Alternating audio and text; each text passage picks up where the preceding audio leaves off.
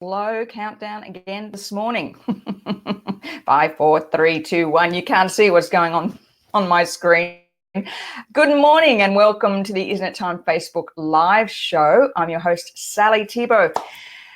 Welcome to episode number 76 today. And today we're actually getting quite deep into the concept of intuitive eating. It's a new buzzword. Have you heard it? Are you doing it? Do you know anything about it?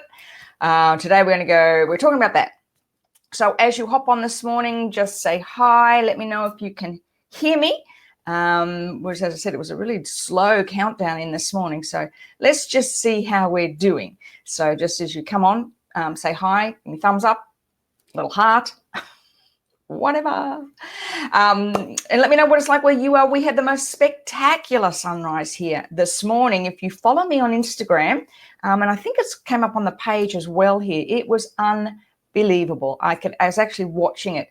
Saturdays are the days I don't go for a workout in the morning because I can't get back here in time for the show, but because it's a little dark. Morning, Sandy. Morning. Yes, absolutely gorgeous morning this morning. The sunrise was spectacular. So it's on the page here somewhere, I think. Or if you haven't followed me on Instagram yet, just follow me and I'll follow you back. I just love Instagram. Good morning, Pauline.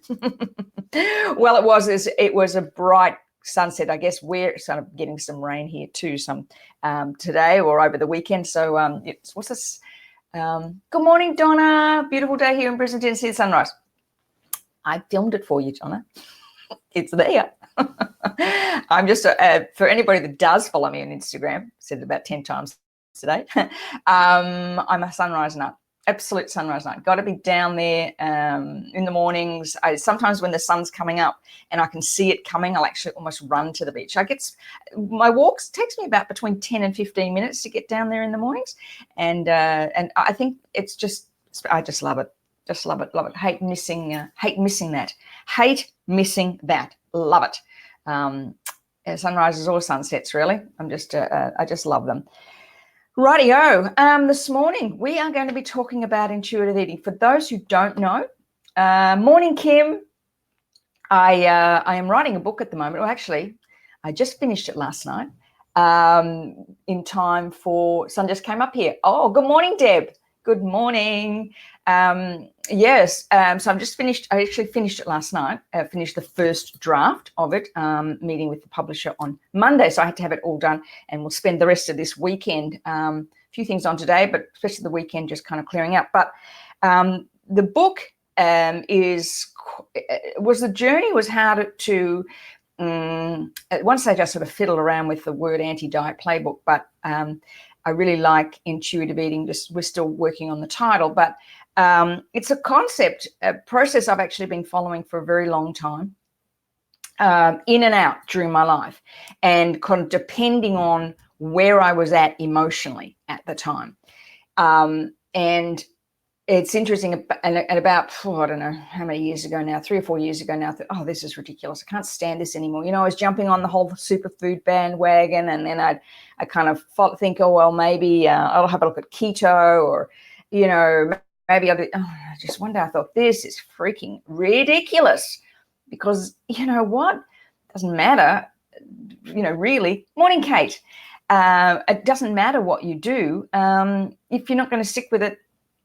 And the other part about it is it has to adapt to you.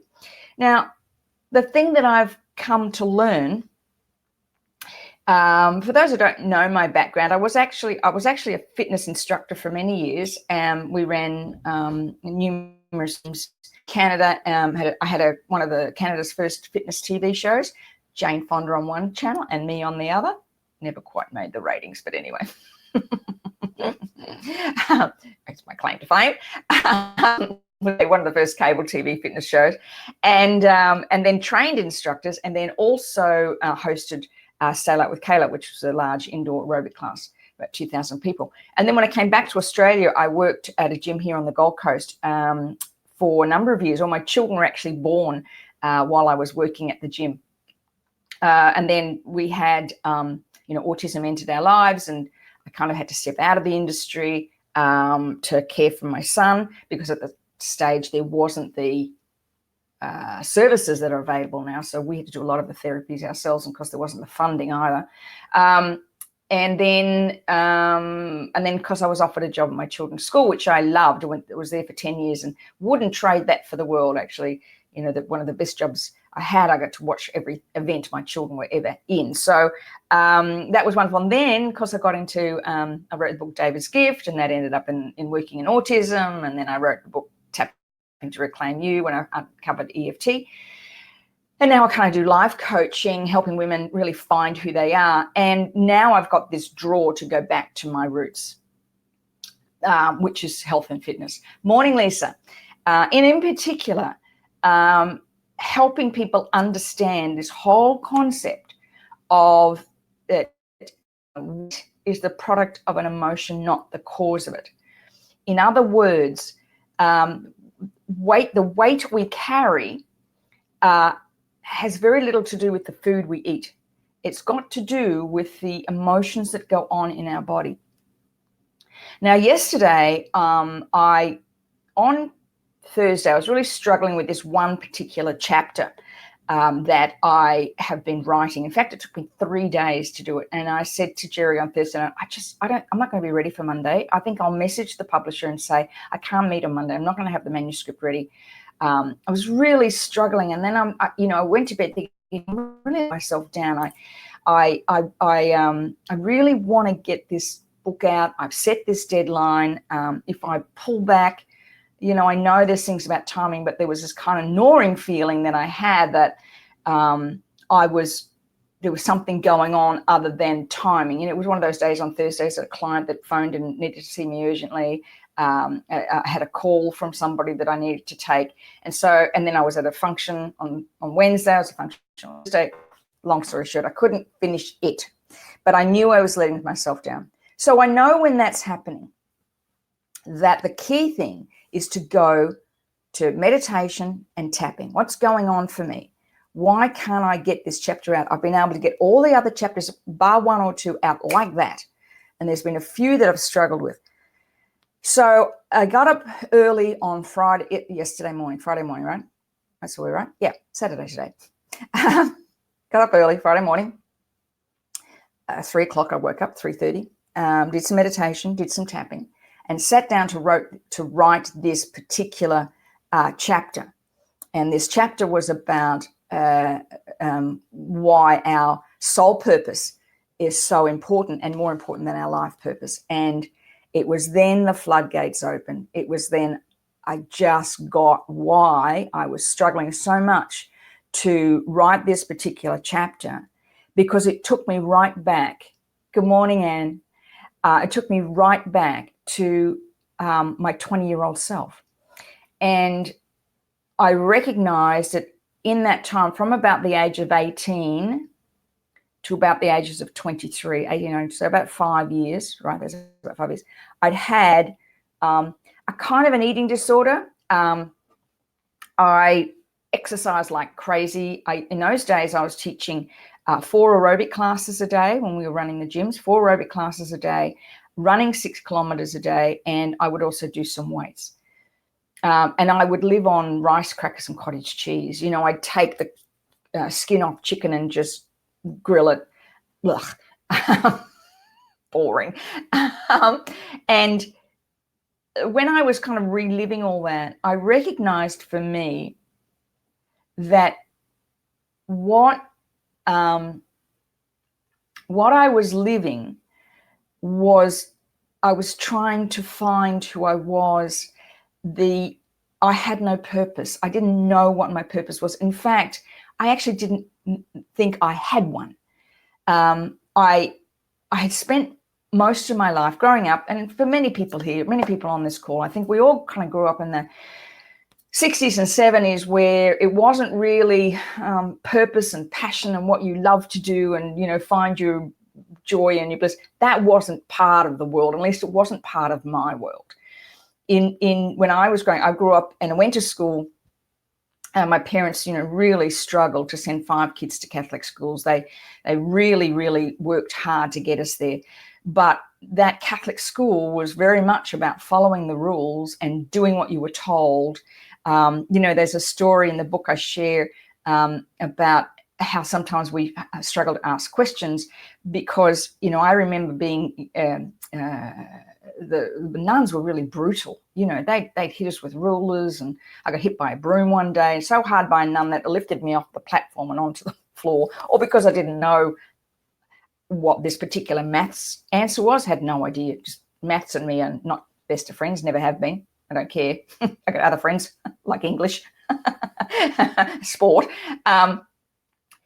But I realized that I never fitted in that system, and there was no place for me in that system. There was no way in that system where I was kind of embraced. My learning style wasn't embraced. I'm a kinesthetic learner. So I went to school with nuns, was all black and white blackboard. It was very, everything was written on a blackboard. You read on a book. There was not what they have now, rightly or wrongly, but it's not what they have now. So I recognized that young girl, that 20-year-old girl, was catapulted straight back there, was just this empty hole in my heart.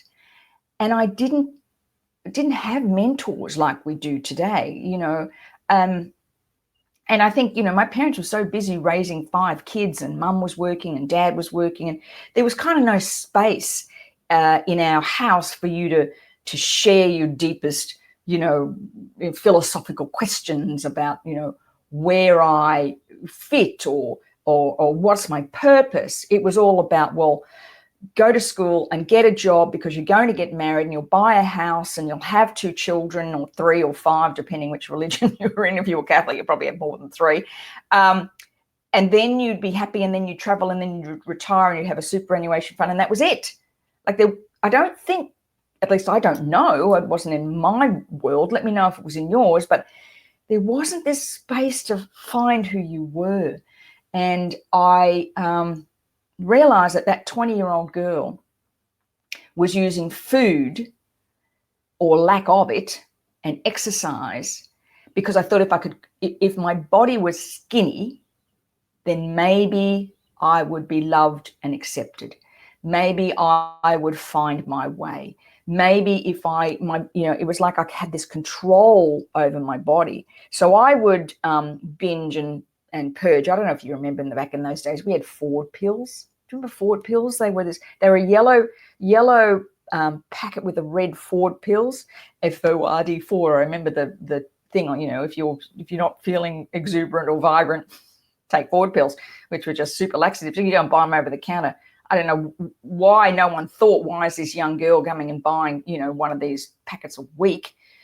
Maybe I went to different chemists, I don't know. But that's how I was living. I would work out stupidly. I'd eat nothing, but when I binged, I would take Ford pills. And it was just this constant fight within me. And the thing was, all it was I was so desperately unhappy. I didn't know who I was. I was so inconfident. And it really wrecked my body. Let me have a look at some of these before I go on. Let's have a look at some of these. Donna, wow, that's incredible. I love that you share your challenge that's come through. Thank you, Donna. Oh, I've frozen. Oh, there we go. Thank you. Well, that's just the way it is, isn't it? Better to be authentic. It's just the way I am. What else did you say? Not just nuns, Sally. I can remember my kindergarten teacher doing it too. Because I was left-handed. Far out. Because I was left-handed, she kept changing the pencil over, and by the time she got back, I was back on the left hand. Isn't that wow, you're not fine. Not mine either. We do some silly things to ourselves, don't we, Anne? When I think, do you know, I remember spirulina. When spirulinas first came out, I remember it was, I stored it in our pantry in the kitchen, and my brother-in-law at the time, and I was coming out and I was making this drink with spirulina, and I always remember him saying, your body's going to really rebel one day. It was disgusting. But I would jump on anything that I thought would keep me skinny, and that was good for it. It didn't matter whether it tasted right or good. I just I was so disconnected. That's the word I'm looking for. I was so disconnected from my body.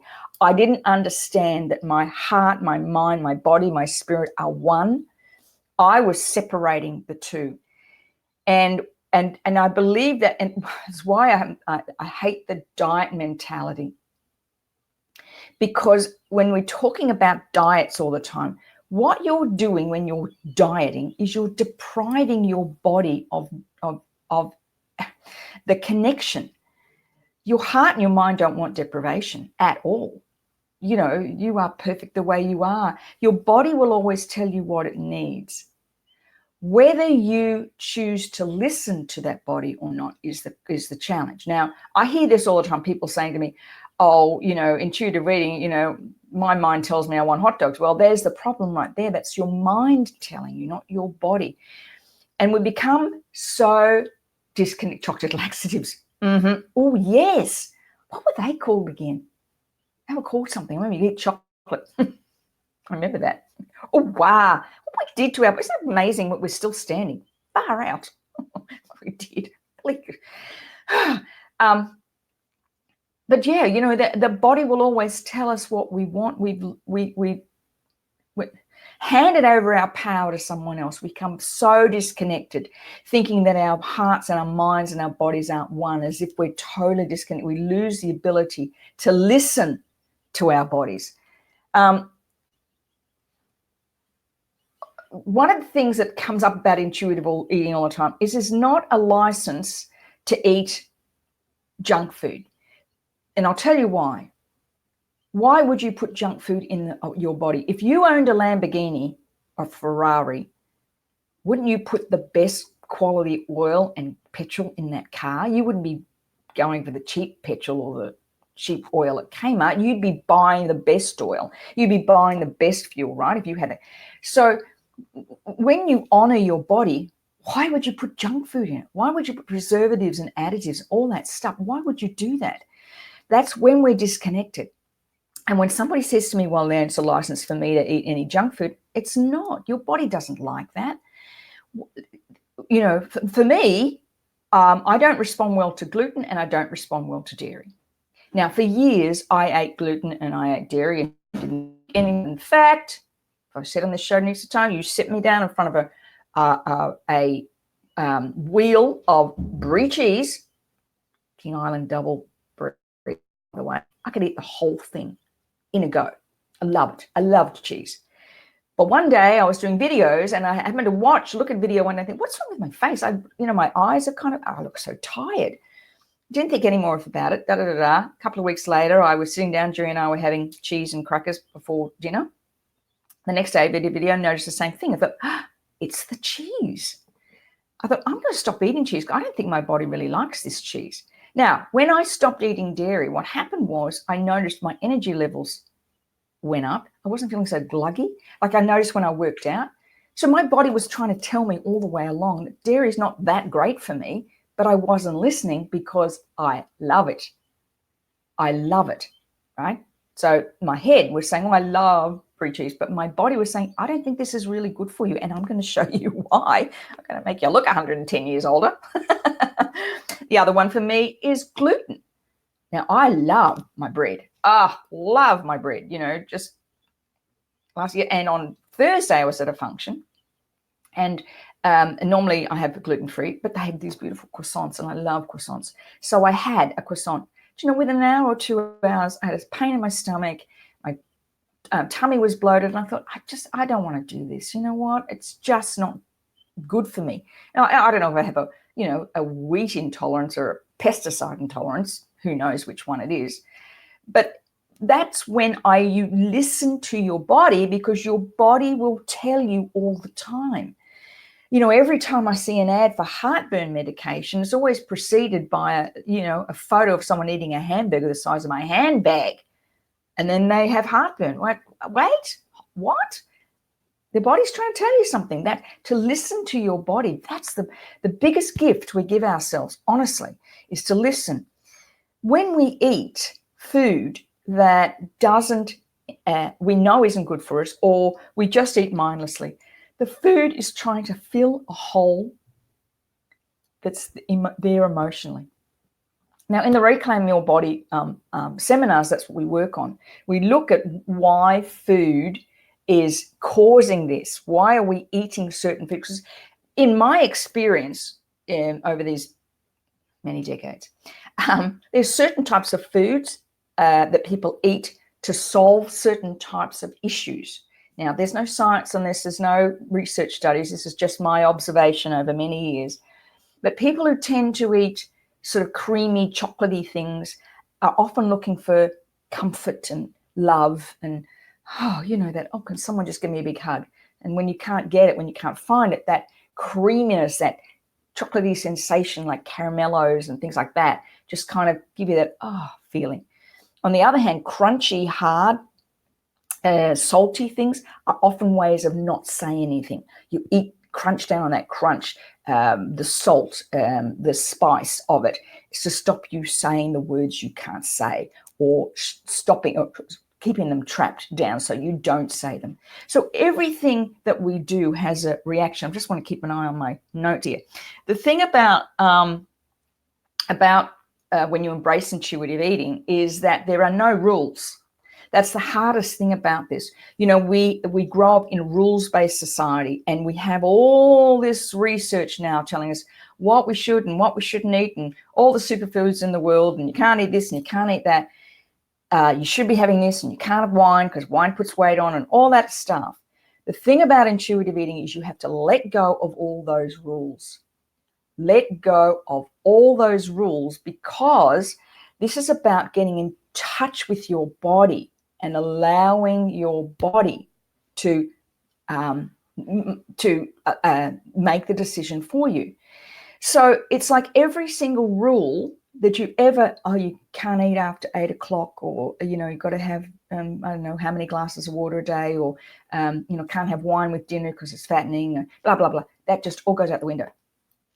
Because what you want to do is you want to learn to trust. So one hand, you're learning to trust your body. The other hand, what you're doing is working on the emotion, the pain, the frustration, the fear, the never being able to speak your truth on this side. Because when you're working on that on this side, the food issue becomes a non-issue. You don't eat for a reason. Like a client of mine said, but food makes me happy. I said, well, no, it doesn't. It might bring you joy, but it can't make you happy. Food can't make you happy, because what happens when you stop eating it? It's not going to make you happy. Food doesn't have an emotion. It doesn't. It's there for nourishment. It's there to nourish your body. But we apply these kind of rules, these memories. I had a client once who used to love, when she would couldn't stop eating at parties and loved the big celebration. And when the kids came over, she'd have these huge, big, groaning tables full of food. And what we got to the bottom of was when she was a child, she grew up with European parents and European grandparents, and that's how they did it. They create, and so whenever she was feeling sad or lonely or didn't feel like she could cope with life, she wanted to go back to that. She was trying to recreate that time, and that was the food for her. So we had to work on how do you create that happiness in your life. All right, let's go and have a look at some of the comments. Where are we? Yeah. Donna, gluten, wheat, and dairy, and so many more. Yeah, I know, right? And I don't remember having issues with dairy when I was a kid. But interestingly, talking to my dad now can't have dairy. My daughter can't have dairy. It says it's not just that. Belly bloating, and got so many issues with these products. Yeah, I know, right? And I do this, Donna. I go, that's it. No, I'm going to eat this. And then later I think, oh, really? What to do that for? Because it hurts. It hurts my stomach. Yeah. Creamy, comfort and love, crunchy, hard and salty, not saying words, trap your words. Yep. Yes, food was always a celebration. So you look at ways that you can celebrate life without food. It's joyful. It's lovely. I love going out for dinner with my friends. Went to a fabulous luncheon on where was it, Wednesday at the Cricketers Club, Queensland Cricketers Club, which was fabulous. And they had this, terrific dessert. It was just meringue and chantilly cream and berries. And, it was divine. I live with it. Can't stop eating it. I live with it. Got home and went, Thursday I looked in the mirror and thought, I can see it. I can see the dairy. I'm going to get 2 days to get back to normal. All righty. So quickly, what else? Yes, this is not about being skinny. I want to just put that in. This whole thing about intuitive eating is to find your body's natural, sensual, elegant, powerful shape.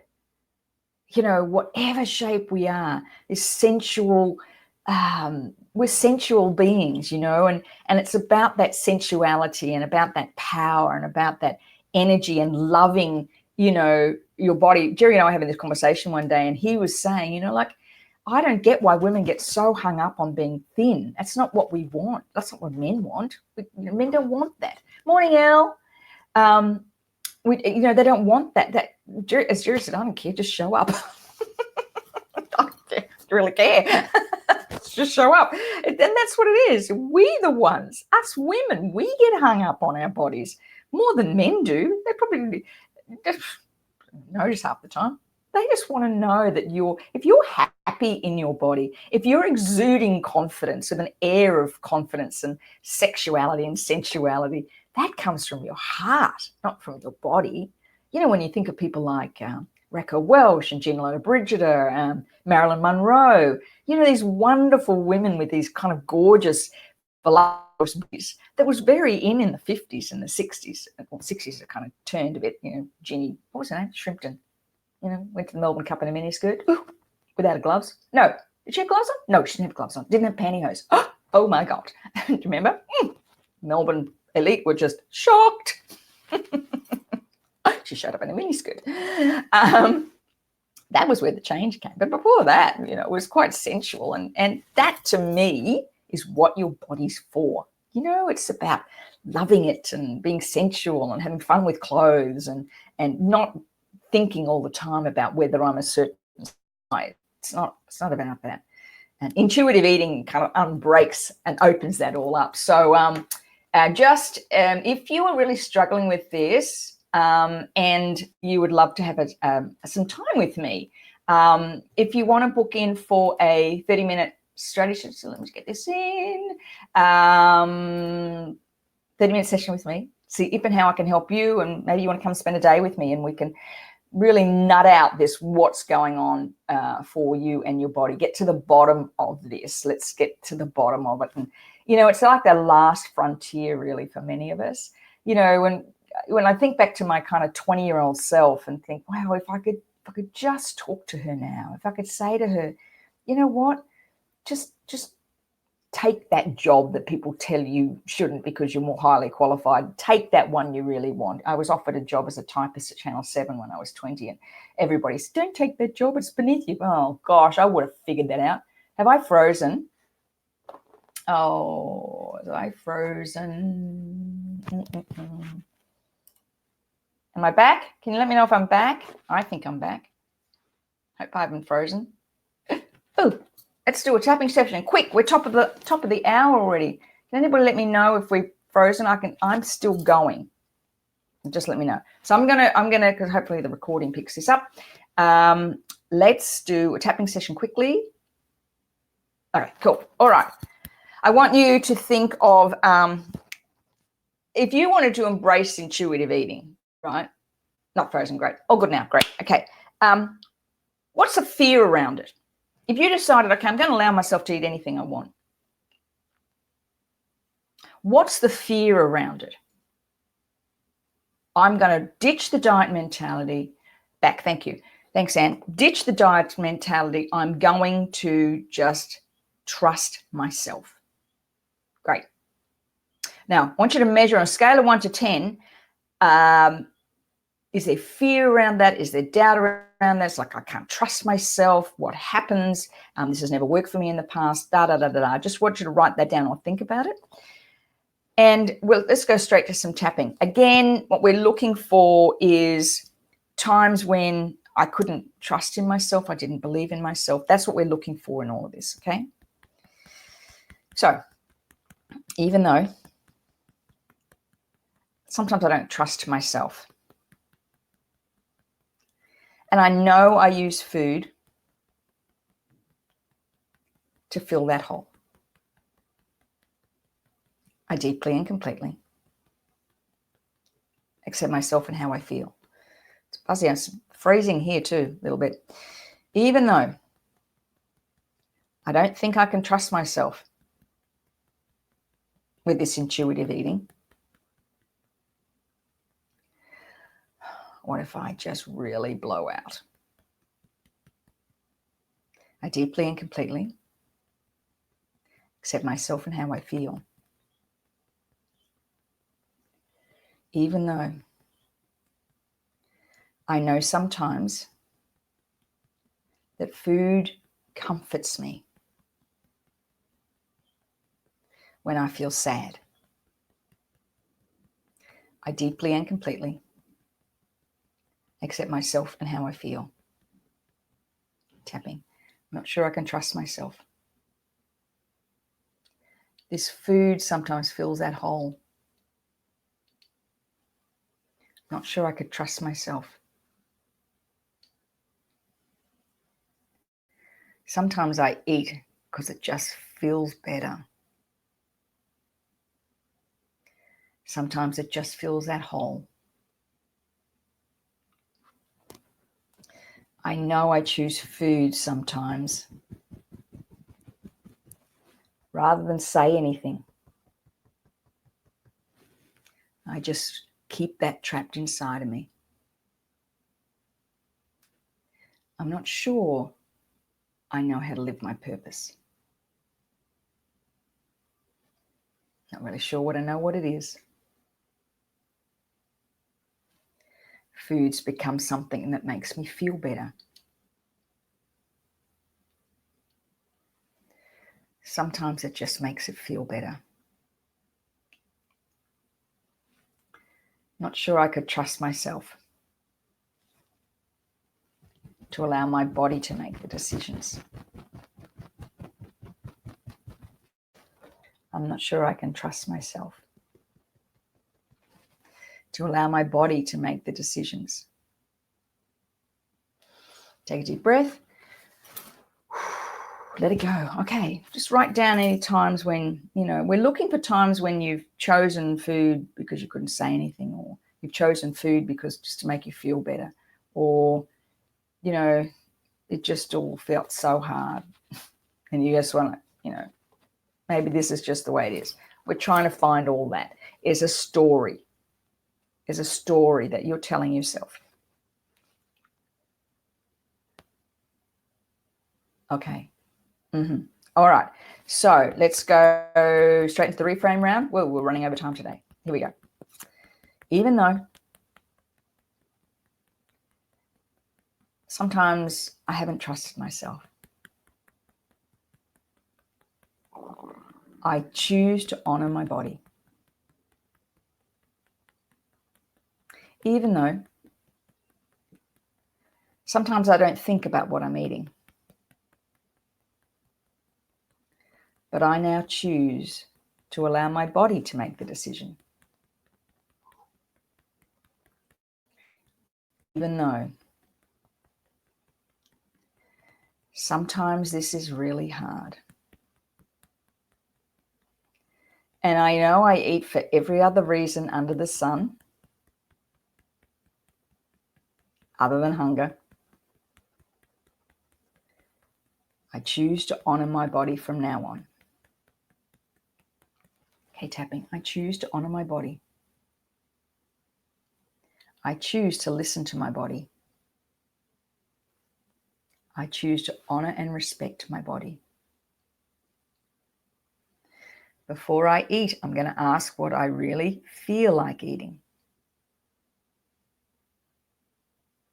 I'm going to trust in the answers. I forgive myself for all those years when I haven't listened to my body. I choose to honor my body. Okay, just take a deep breath. Let it go. You can go into the power pose if you want. Just want you to see yourself really strong, powerful, and sensual, and just be in that body. Allow it to just be part of your heart and your soul, and just the who you are. It's like a Lamborghini, Ferrari. What would you do if you were a Lamborghini? If you had one? I drive very carefully. I would drive, other than my husband who would put his foot on the ground. I just drive it very carefully. All right, everybody. Thank you very much. Thank you. Have a wonderful week. Fabulous weekend. Booking for a strategy session. Remember, we've got the Reclaim Your Body event coming up at the end of, I'm going to show that. Reclaim Your Body event coming up. When is it? End of July. The early bird is still open till the 30th of June. Great weekend. We really get to the bottom of what's going on for you. And I'd love you to join me. Limited places. Oh, fantastic, Pauline. Thank you. Just getting ready to start my new life. Whoa, fabulous, Pauline. Can't wait to hear all about it. Oh, you're welcome, Anne. Welcome. All right, everybody. We shall see you. Have a great weekend, and love your body this weekend. Be the sensual person that you are. All right. Have a great weekend, everybody, and I will see you. Oh, quick, before we go, no Facebook Live next week. Almost forgot. No Facebook Live next week. My family are all here for a family reunion. I'm just going to spend wonderful time with my sisters and my dad. So no Facebook Live this week, and I will see you in 2 weeks' time. Have a great weekend, everybody. Bye for now.